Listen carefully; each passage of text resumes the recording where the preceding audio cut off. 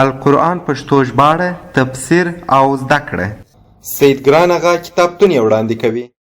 الحمد لله رب العالمين والصلاة والسلام على خير خلقه محمد وعلى آله وأصحابه طيبين الطاهرين. اللهم صل على محمد وعلى آل محمد كما صليت على إبراهيم وعلى آل إبراهيم في العالمين إنك حميد مجيد. د فاتحه سورت مکی دی او آیاتونه لري. د المدثر سورت څخه وروسته نازل شوی دی. په تلاوت کې لومړی او په نزول کې پنځم سورت دی. یو رکوع لري.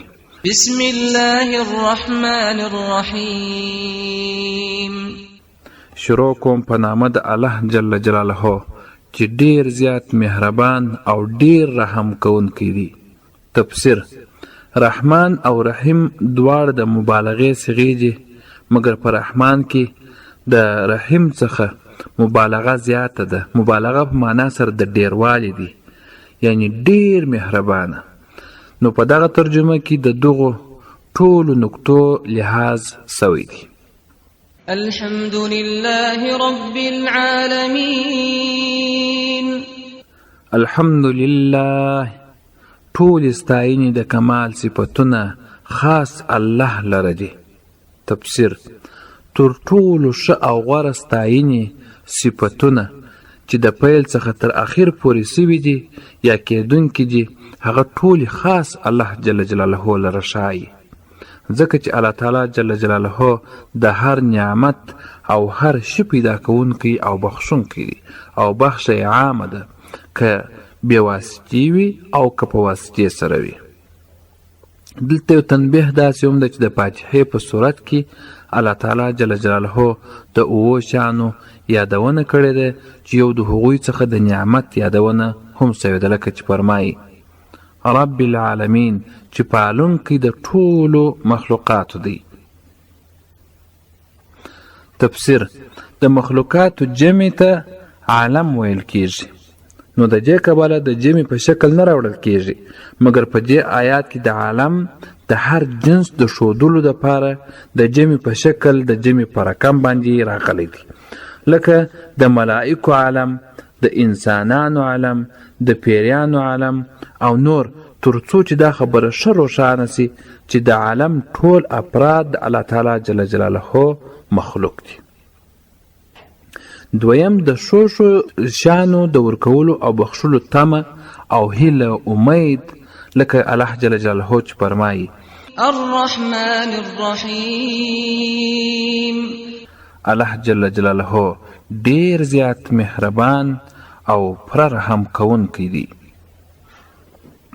تفسیر: یعنی ټول ستاینې صفتونه خاص الله جل جلاله لره دي، چې د ټولو مخلوقاتو پالونکی او روزونکی تربیت کوونکی دی، او ډیر زیات مهربان دی، چې هر ساکش او زیرو حشي ته هر ژوندي موجود ته د روغ بدن او د رزق ورکوونکی دی، او پر رحم کوونکی دی، چې یوازې مؤمنانو ته د اجر او ثواب د جنت د نعمتونو او خپل رضا او دیدار بخښونکی دی. مالک یوم الدین. الله جل جلاله مالک د ټول عمرو د ورځې د سزا دی. یوم الدین دلته په تفسیر کې داسې وایي د سزا د ورځې، قیامت.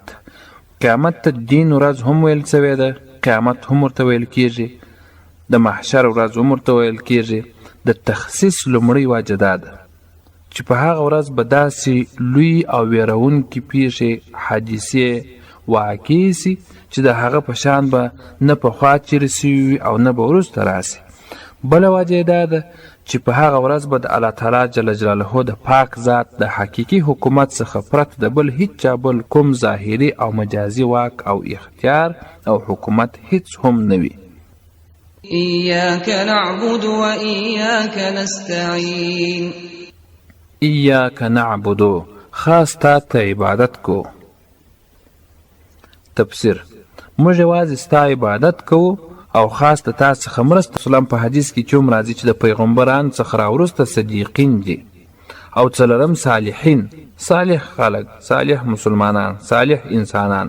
د دغو څلورو طایفو تصریح د پاک قرآن کریم په بل ځای کې سوی دی، لکه د سورة نساء په 9 آیت کې چې فرمایي فاولئک مع الذین انعم الله علیهم من النبیین والصدیقین والشهداء والصالحین وحسن اولئک رفیقا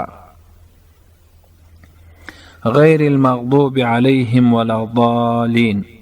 نه لاره د هغو بدو کسانو چې غضب کړه سوی دی پر هغوی باندې، او نه لاره د هغو بدو کسانو چې ګمراهان دي.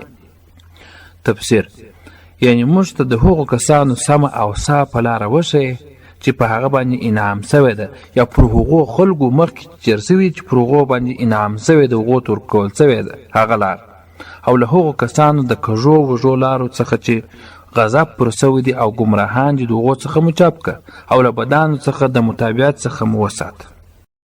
د قرآن کریم د پښتو ژباړې تفسیر او زده کړې لپاره زموږ چینل سبسکرایب کړئ او څنګ ته یې د زنګ پر سویچ باندې کلیک وکړئ.